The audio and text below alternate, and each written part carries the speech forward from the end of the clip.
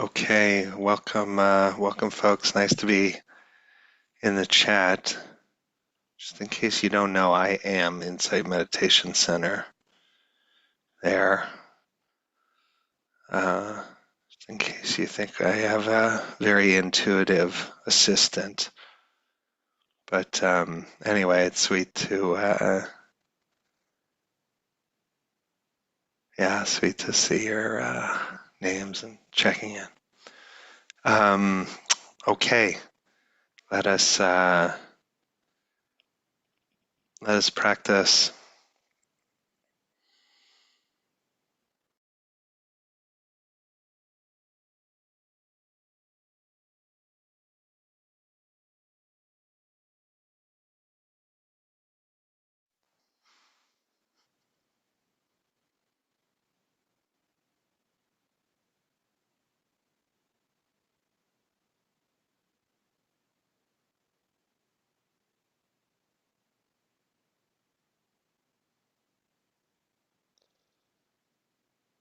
Sometimes we get into our Dharma posture very gently, the same way somebody might get into a yoga asana, where the getting in is as important as the getting to.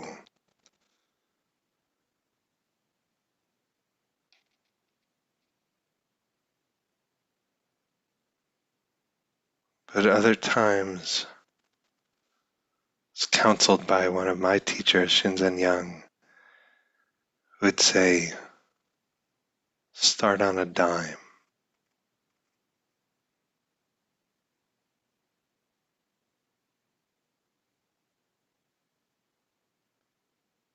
Sometimes we have to do that in our life. And so here we practice kind of ruthlessness with respect to the trail of distractions and dramas.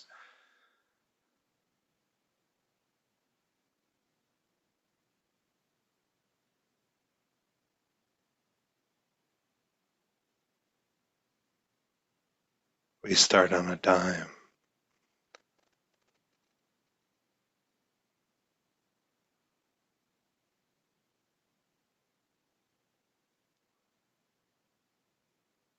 And maybe it feels like, wait a second, I need to tend to all those loose ends.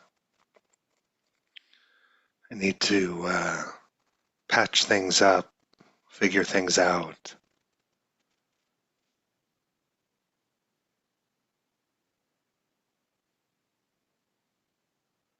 It feels like neglecting a loved one to put down our thoughts, but put them down.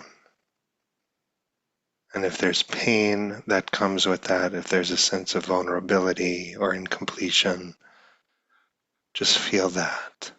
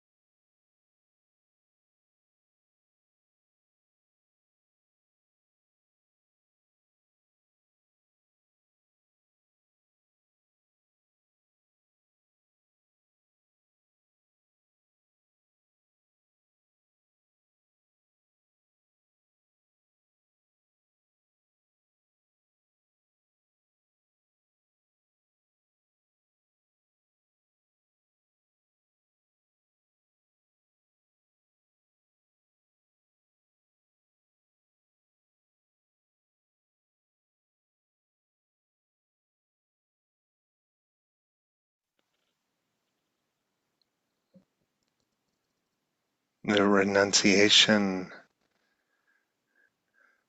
involves the willingness to feel,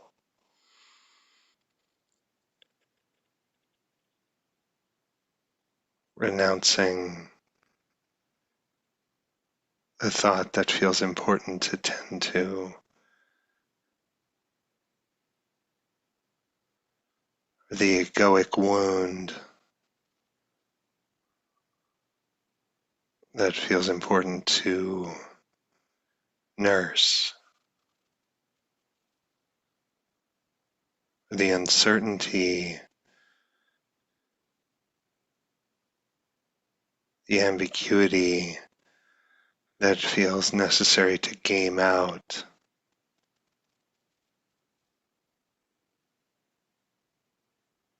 for our life.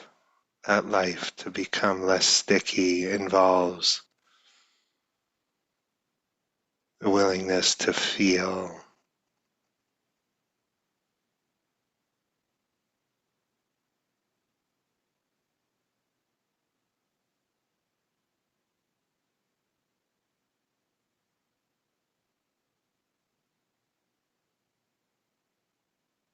to not use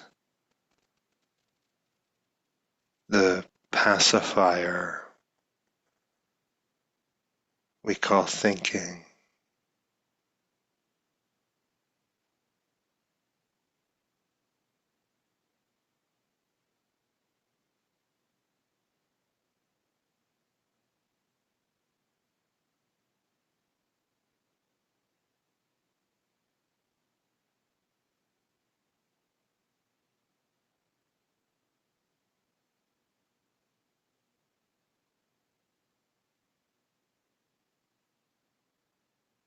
Just breathe and be with your body. Tend lovingly, clearly to the emotional circuits of your body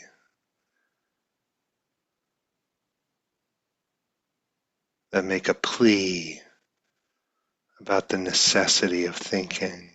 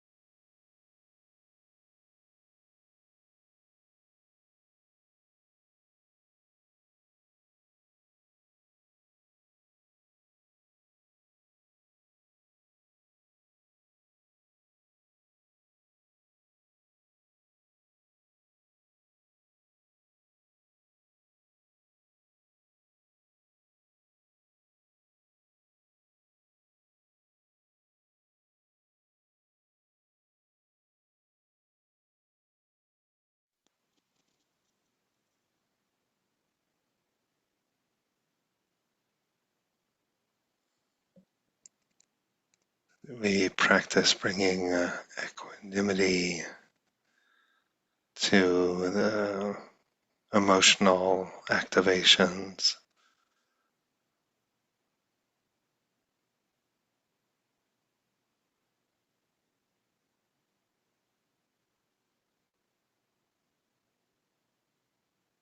One of the effects of this is that everything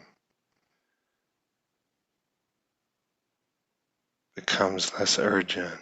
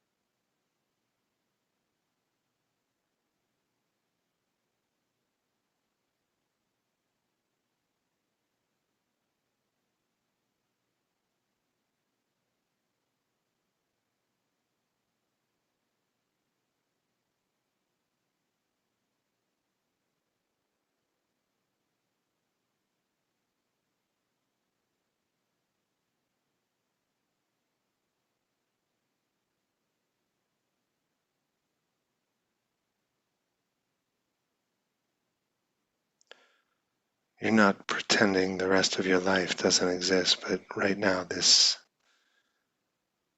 is your life.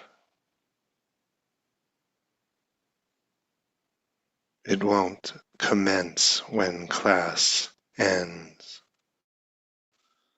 Tomorrow begins.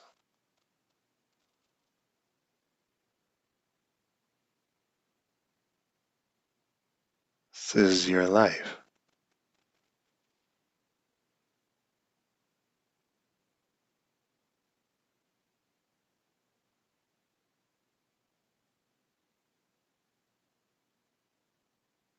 May we be free.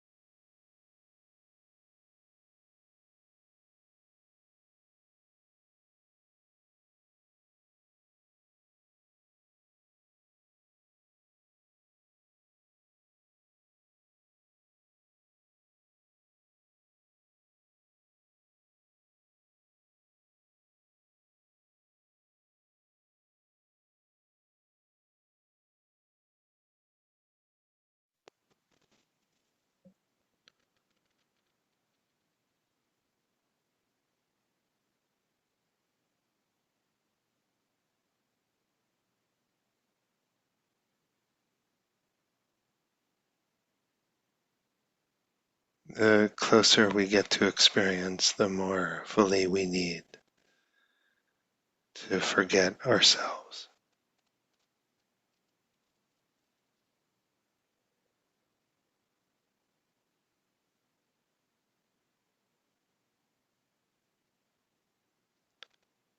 To cease pinging to the tower of I amness.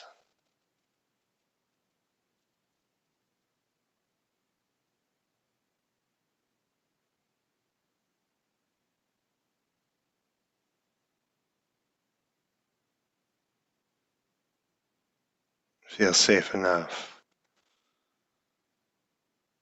in the wondrous dark.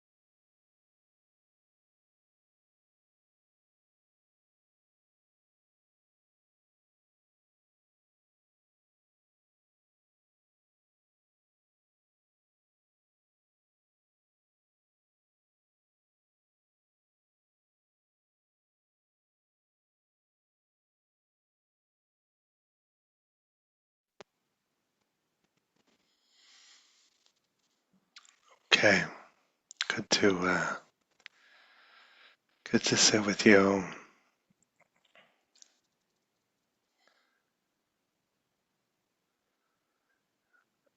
So I had a memory teaching a few days ago of a few times as a kid. I remember, I don't know, 10, 8, 10, something like that.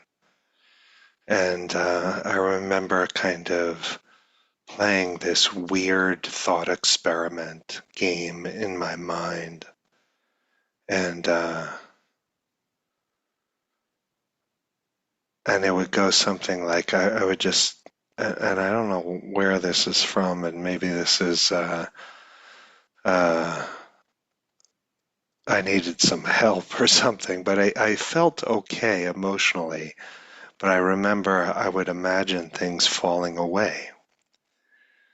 And first, that I was never born, that was quite conceivable. And then my brother and my parents, family, never existed. Okay, what about our species? What about no history, no time, no universe, nothing, nothing.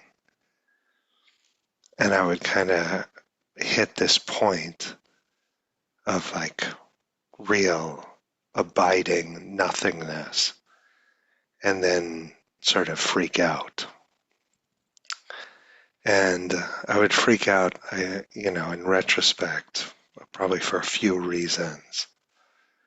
So first, I was actively imagining my death and the changingness of all things, and that's a lot, for a kid. But more radically, I think I was I was imagining something even beyond nihilism. Not merely that nothing mattered, but that nothing could ever matter. That there was no meaning, no love, no nothing. I was like trying to get my mind around that, and it kind of just something blotted out. And of course, it could have been that way, and that there is something is extraordinarily wild. But in that, thought exercise, I was also trying, I think, to essentially think my way into emptiness. Not that there is nothing, but that the something is much more like nothing than we realize. And emptiness is characterized a lot of different ways, but one aspect of it we could say, and I'll unpack this language, one aspect, one characterization maybe would be um, emptiness as the progressive dereification of the self model. So dereification, that word is typically used to describe in meditative circles to describe the process whereby thoughts become mere thoughts rather than reality. And generally, the voice inside my head is confused for the voice of God, right? To think is to be identified with thinking. And there are wise thoughts, right? But all thoughts involve some measure of identification, a collapse of metacognitive awareness. And mindfulness is about appreciating phenomena rather than phenomena as the world. So to see to recognize visual impressions are arising rather than that's the world. To reify things is to make them more substantial, more real, right? The thought of some food you love makes you salivate. The thought of something scary makes you afraid. It's reified, right? That thought is the world. It's very real.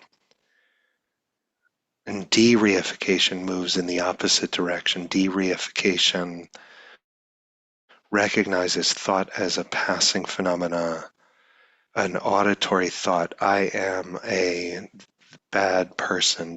I am a whatever is heard in the same way that we hear a sound. No more meaning in I'm a bad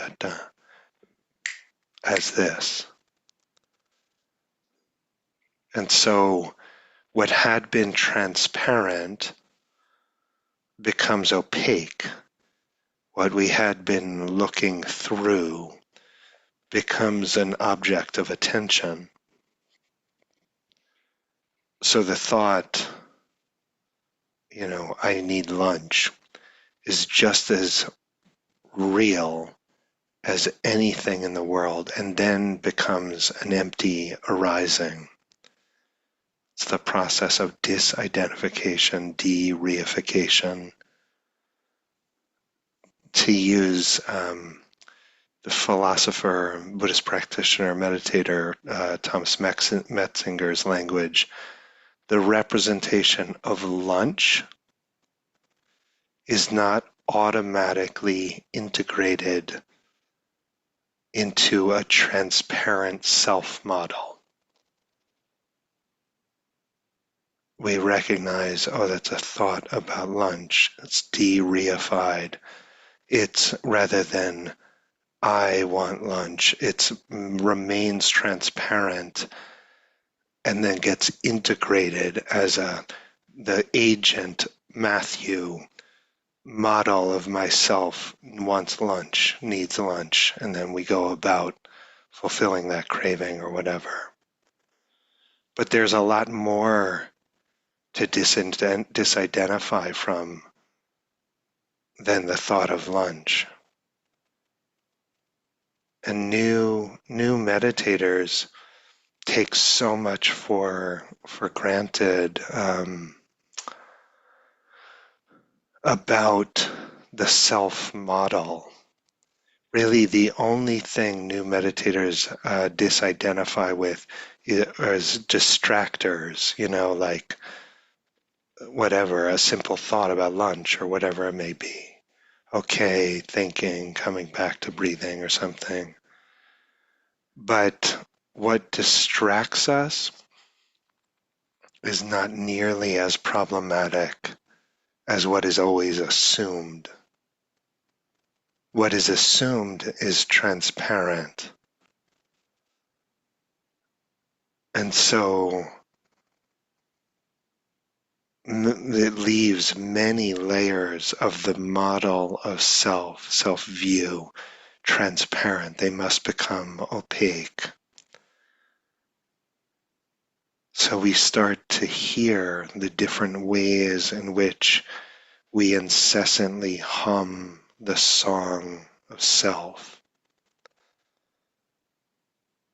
And we're almost constantly reiterating our position, sandwiched between our past and our future, each moment a kind of addendum to our autobiography.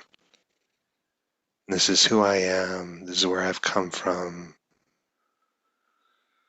these are my papers, they say who I am,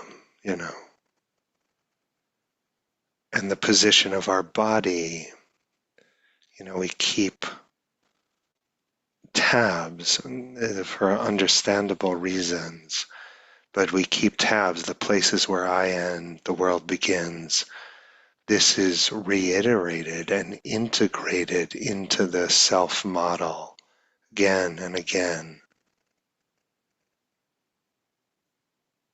And so part of what we're learning to do is this process of disidentification, to disidentify from our preferences, right?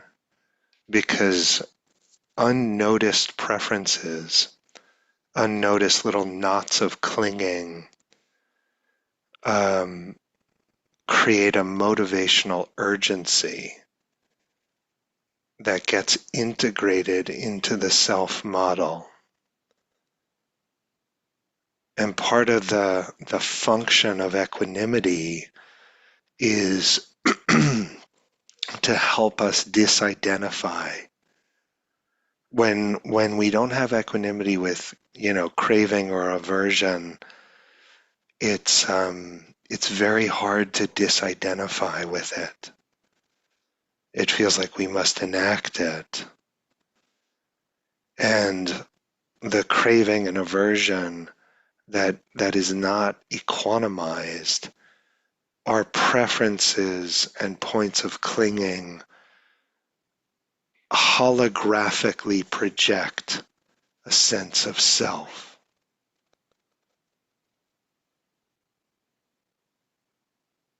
The the sense of the sense of ownership